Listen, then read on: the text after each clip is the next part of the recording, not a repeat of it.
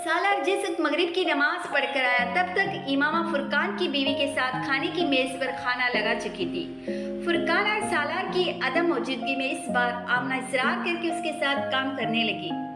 सालार के आने पर अपने फ्लैट जाने के लिए तैयार हो गई। सालार और इमामा ने उसे रोकने की कोशिश की थी। नहीं, मुझे बच्चों के साथ खाना खाना है, वो बेचारे इंतजार कर रहे होंगे। आप उन्हें भी यही बुलवा ले, सालार ने कहा। नहीं भाई, मैं उस किस्म की फजूल हरकत नहीं कर सकती। इमामा, तो फिर तुम्हें पता है यहाँ से जाने का नाम ही नहीं लेगी। नौशी ने अपनी बेटी का नाम लिया। सालार बड़ा प्यार करता है इमामा के साथ, फुरकान की बीवी ने इमामा से कहा। एक लम्हे के लिए सालार और इमामा की नजरें मिले। फिर सालार बर्क रफ्तारी से मुड़कर टेबल पर पड़े ग्लास में जग से पानी उंडेलने लगा। नौशी ने हैरानी से इमामा के सुर्ख होते हुए चेहरे को देखा, मगर वो समझ नहीं पाई। तुम लोग खाना खाओ, सहरी भी मैं मुलाजिम के हाथ भिजवा दूंगी। तुम लोग कुछ तैयार मत करना। उनके जाने के बाद सालार दरवाजा बंद करके वापस आ गया। इमामा को मुखातिब किए बगैर कुर्सी खींच कर बैठ गया, लेकिन उसने खाना शुरू नहीं किया। इमामा चंद लम्हे खड़ी कुछ सोचती रही, फिर खुद भी एक कुर्सी खींच कर बैठ गई। उसके बैठ जाने के बाद सालार ने अपने सामने पड़े प्लेट में चावल निकालना शुरू किए।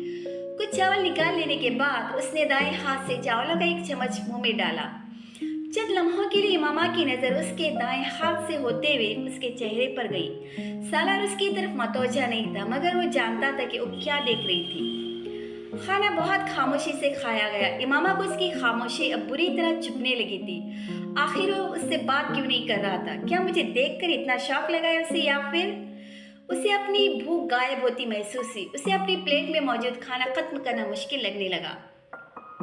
सालार उसके बरक्स बहुत इत्मीनान और तेज रफ्तारी से खाना खा रहा था। उसने जिस वक्त खाना खत्म किया उस वक्त इशा की आजान हो रही थी। इमामा के खाना खत्म करने का इंतजार किए बगैर वो मेज से उठकर अपने बेडरूम में चला गया। इमामा ने अपनी प्लेट पीछे सरका दी।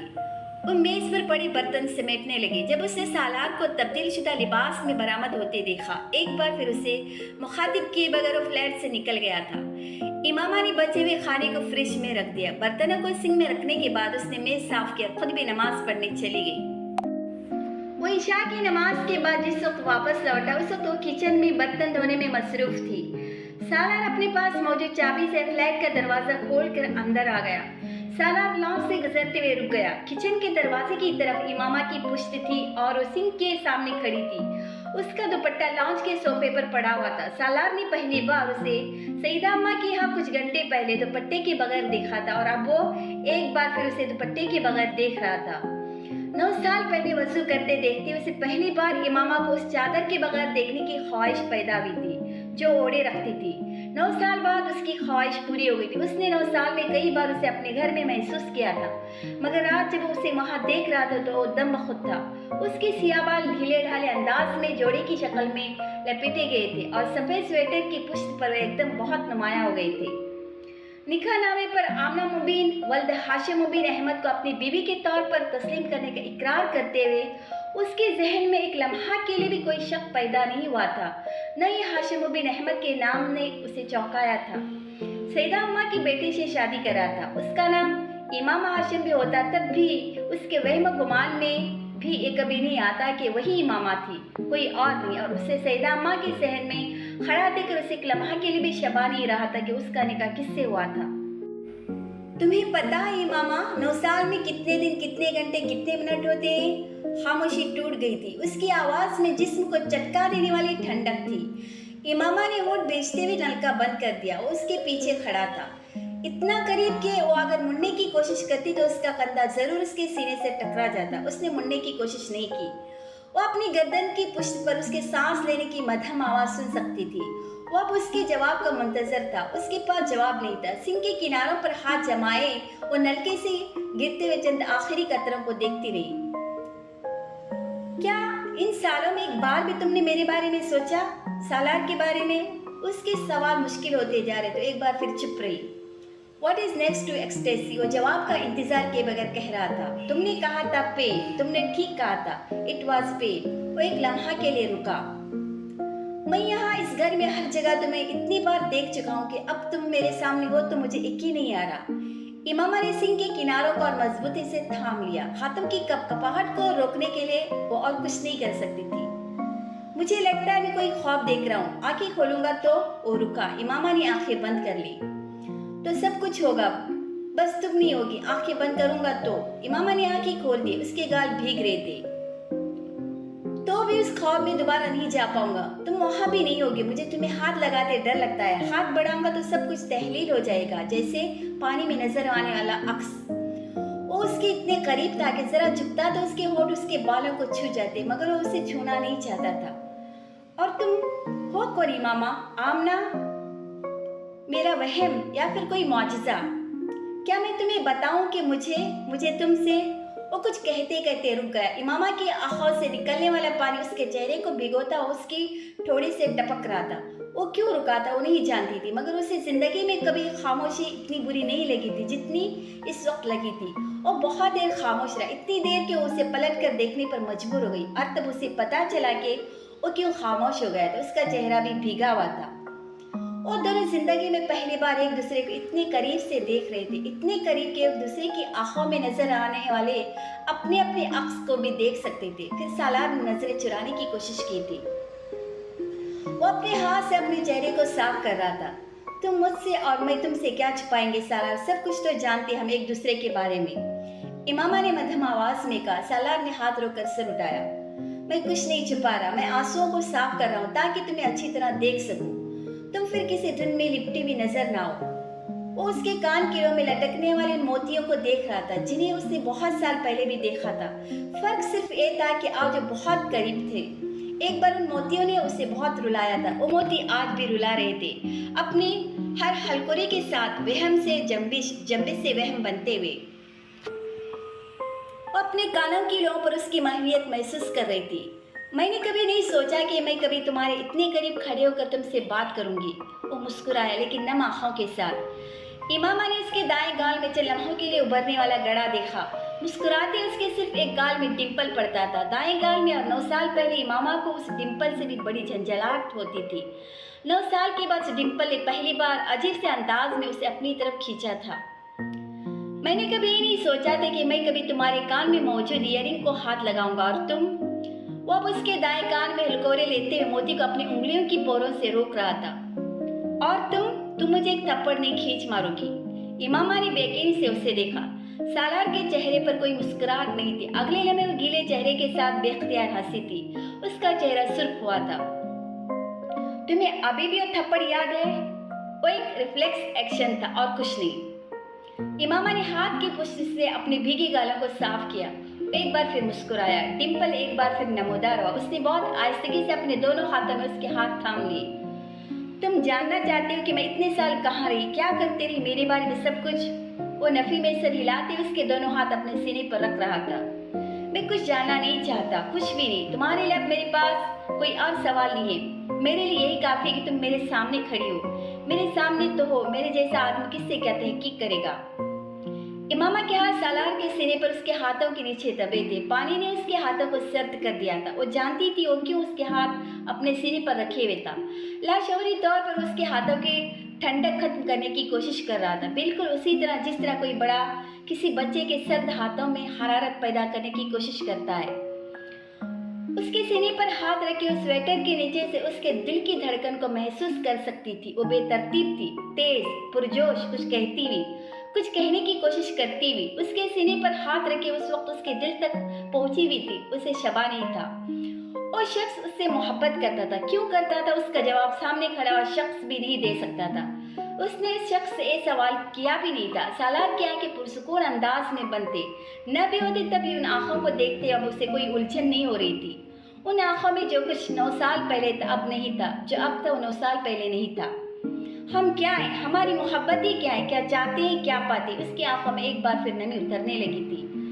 जलाल अंसर और सालार सिकंदर, ख्वाब से हकीकत, हकीकत से ख्वाब, जिंदगी क्या उसके सिवा कुछ है?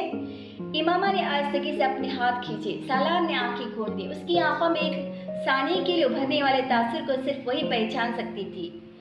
परेशानी, इस्तिराब, खौफ, तीनों में से कुछ था। इमामा ने एक नजर उसके चेहरे को देखा, फिर सियाह स्वेटर के गले से बाहर निकले सफेद कॉलर्स को देखा।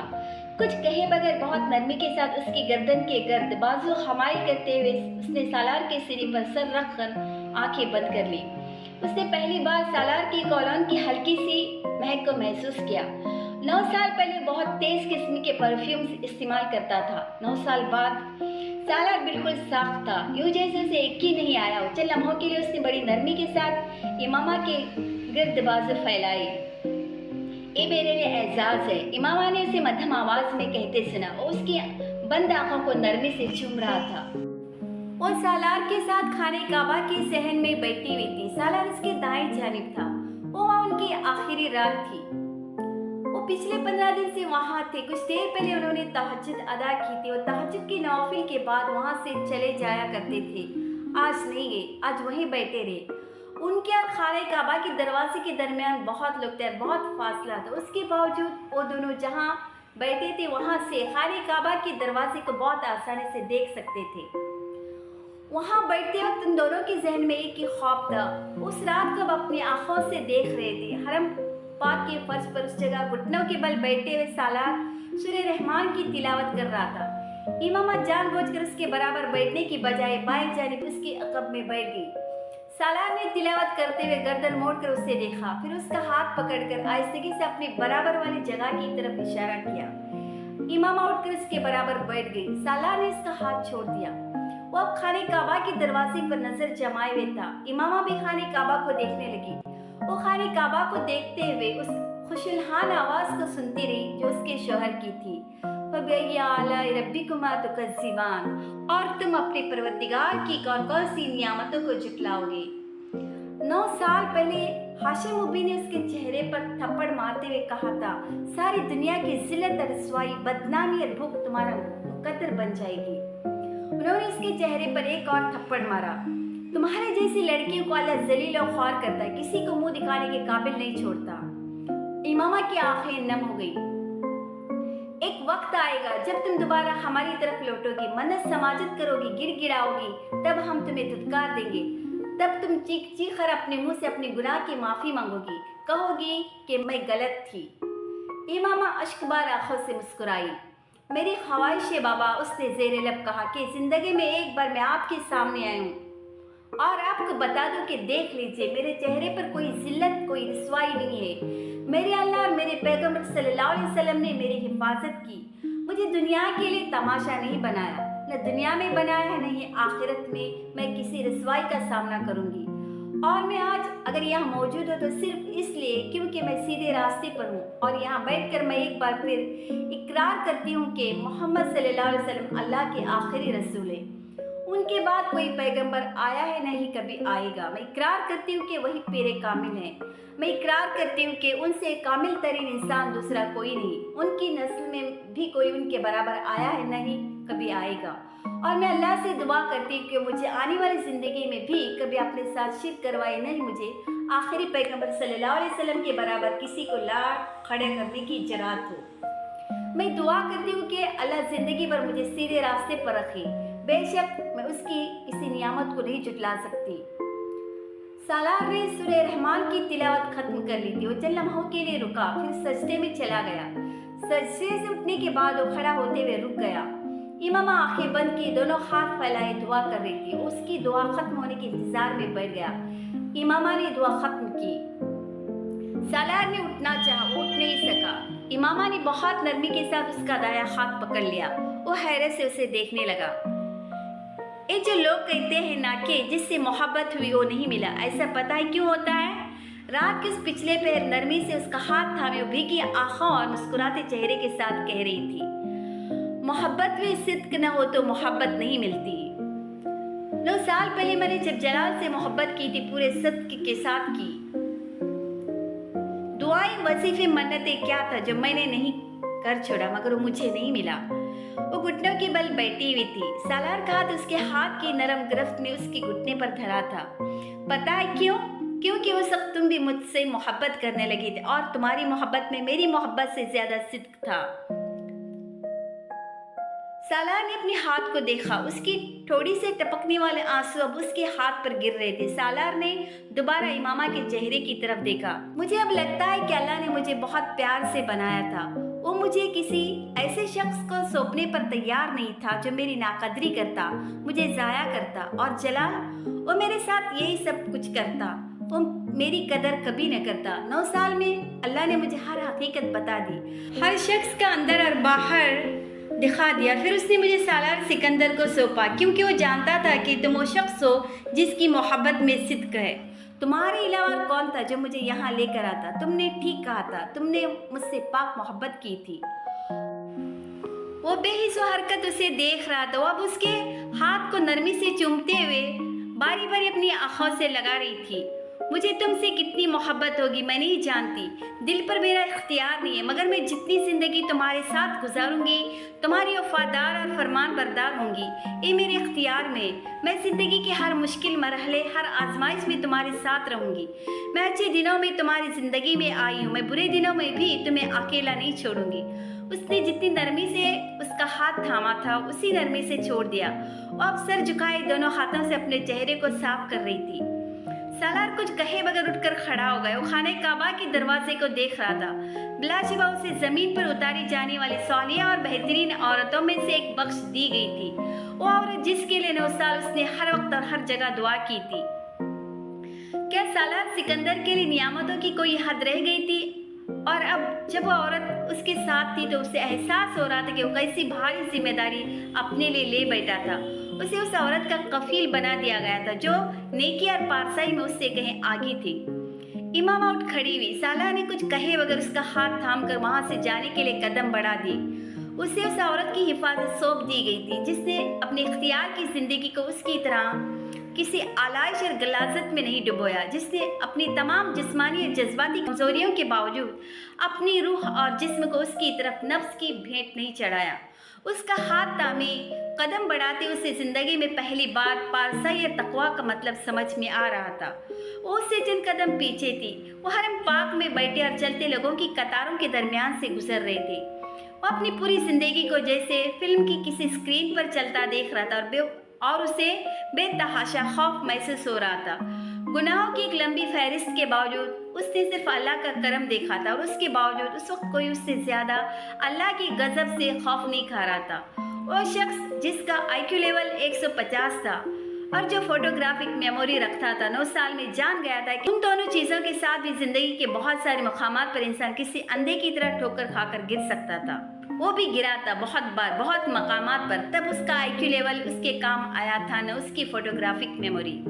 ساتھ چلتی ہوئی لڑکی وہ دونوں چیزیں نہیں رکھتی تھی۔ اس کی مٹھی میں ہدایت کا ایک ننھا سا جگنو تھا، اور اس جگنو سے امڑتی روشنی کے سہارے زندگی کے ہر گپ اندھیرے سے کوئی ٹھوکر کھائے بغیر گزر رہی تھی۔